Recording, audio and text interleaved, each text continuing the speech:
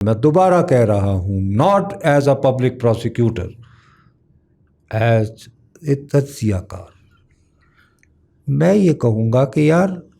ان صاحب کا چلن کیا تھا، ان کی ٹریجیکٹری کیا تھی۔ اب آپ یہ دیکھیے، 1 سال قبل جب یہ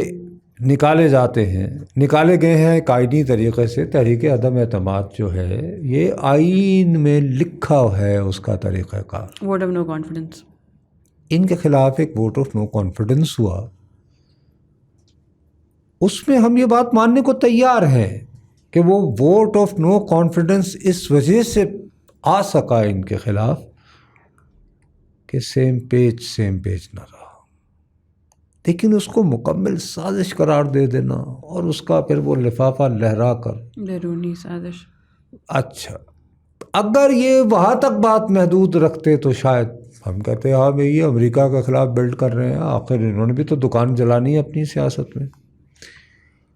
اس کے بعد بھی یہ تواتر سے یہ کہنا شروع ہو گیا کہ شاید یہ خود امریکی سازش کو ناکام بنا دیتے، حالانکہ آج تک ہویا تو نہیں تاریخ کتے بھی، کیونکہ چلی کا صدر نہ کر پایا آندرے، ڈاکٹر مصدق نہ رجیم چینج کا مقابلہ کر پایا، تو یہ بیچارے تو خیر ویسے ہی۔